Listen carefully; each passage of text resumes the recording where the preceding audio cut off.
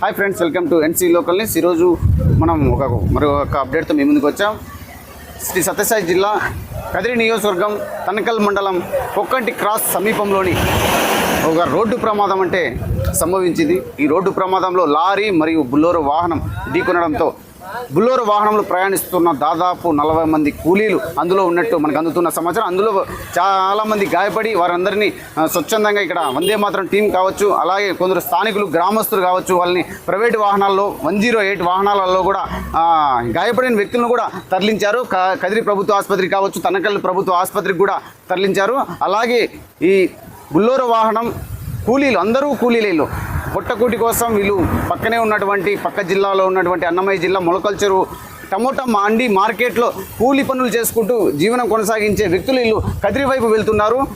Lorry వచ్చి కదిరి నుండి మొలకల్చెరు వైపు వెళ్తుంది. ఎదురు బెదురుగా ఢీకొనడంతో ఈ ప్రమాదంలో దాదాపు బుల్లోరో వాహనం ప్రయాణిస్తున్న వ్యక్తులు దాదాపు 40 మంది ఉన్నట్లు కూడా ఇక్కడ గ్రామస్తులు ఉదయాన్నే అర్ధరాత్రి సమయంలో ఎవరూ లేని సమయంలో ఎక్కడ గాయపడిన వ్యక్తులు అందరూ రోడ్ల మీద పడిపోవడంతో ఇక్కడ కొందరు గ్రామస్తులు పక్కన ఉన్నటువంటి పల్లె వాళ్ళు కావచ్చు, కొక్కంటి క్రాస్ గ్రామస్తులు కావచ్చు, కొందరు స్వచ్ఛందంగా ఇక్కడికి వచ్చి వారు గాయపడిన వ్యక్తులను కూడా ప్రభుత్వ ఆసుపత్రికి కూడా తరలించారు. ఒకరు మృతి చెందినట్లు కూడా మనకు అందుతున్న సమాచారం. మరికొంతమంది గాయపడ్డారు. వారిని కూడా మెరుగైన వైద్యం కోసం అనంతపురానికి కూడా తరలించారు. ఏదైతే కూలీలు అయితే కన్నా నిజంగా ఇక్కడ ఘటన చూస్తుంటే విషాదకరమైన ఘటన అనమాట. ఇక్కడ కూలీలు తెచ్చుకున్నటువంటి భోజనం కూడా ఇంకా భోజనం చేయని పరిస్థితి. అర్ధరాత్రి కూడా వాళ్ళు నిజంగా కన్నీళ్ళు వచ్చే పరిస్థితి మనకి కనిపిస్తుంది ఇక్కడ ఘటన చూస్తుంటే. ఎందుకంటే వాళ్ళు తెచ్చుకున్న భోజనం కూడా తినని పరిస్థితి. వాళ్ళు ఇంటికి వెళ్తున్నారు అర్ధరాత్రి సమయంలో.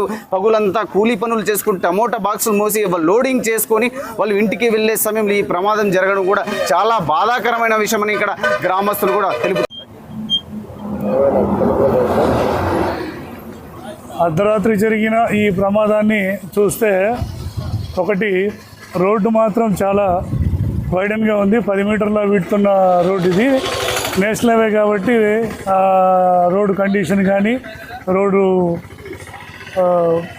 కన్స్ట్రక్షన్లో కానీ ఎక్కడ కూడా తప్పిదం లేదు. కానీ అధిక స్పీడ్లో రావడం ఒకటి ఇక్కడ అబ్జర్వ్ చేసినట్టుగా ఉంది. ఇక్కడ ఉన్నది ఈ తమిళనాడు బండి పెద్ద వాహనం కాబట్టి వీళ్ళు నాట్ మోర్ దాన్ 80 కిలోమీటర్స్ పోవడానికి రిస్ట్రిక్షన్ ఉంటుంది కాబట్టి వాళ్ళు అంతకంటే ఎక్కువ స్పీడ్ పోలేరు. కానీ అది చిన్న బండి కాబట్టి వాళ్ళు ఏదైనా అత్యవసరంగా ఏదైనా పని ఉందనో కానీ ఇంకోటో కానీ ఆ రాత్రి వేళ తొందరగా గ్రామాన్ని చేరుకోవాలనే ఉద్దేశంతో స్పీడ్గా వచ్చి ఉండొచ్చు. ఇక్కడున్న పరిస్థితులు చూస్తే ఆ మొలకల్చెరు నుంచి వచ్చే బండికి చాలా గ్యాప్ ఉంది, క్లియర్గా విజన్ ఉంది. ఆ బండి ఏమి రోడ్డు వైడన్ ఉంది, ఎట్లా పోవడానికి కూడా ఈజీగా ఉంది. కానీ మరి అతను ఆ డ్రైవర్ యొక్క కండిషన్ ఎలా ఉందో మనకు తెలుసుకోవాలి కొద్దిగా. ఆ ఓవర్ స్పీడ్ వల్ల అది కూడా మనుషుల్ని తీసుకురావడం అనేది ఇది తప్పు. సో అలాగే ఏదో కూలి వాళ్ళు కాబట్టి వాళ్ళు వస్తున్నారు, వాళ్ళని జాగ్రత్తగా తీసుకురావాలని ఒక డ్రైవర్కు అవగాహన ఉండాలి. సో అతనికి అలాంటి అవగాహన కూడా ఉన్నట్టు లేదు.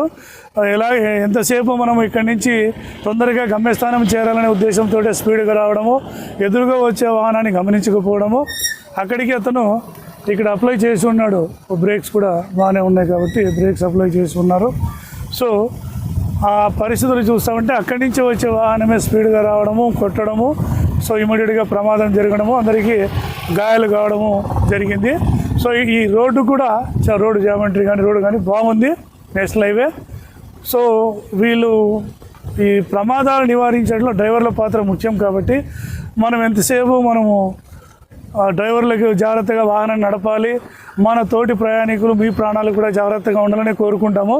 సో ఈ డ్రైవర్లు ఆ పరిస్థితుల్లో వారికి రెస్ట్ ఉందో లేదో తెలియదు.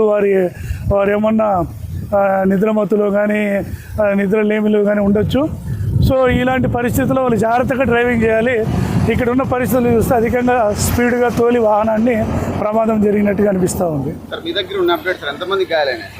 ఇప్పటిదాకా 29 మంది ప్రయాణించినట్టుంది. అందులో ఒక 8 మందికి గాయాలైనట్టు చెప్తా ఉన్నారు. తర్వాత సమాచారాన్ని పోలీసు వారిని అడిగి తెలుసుకుంటాం.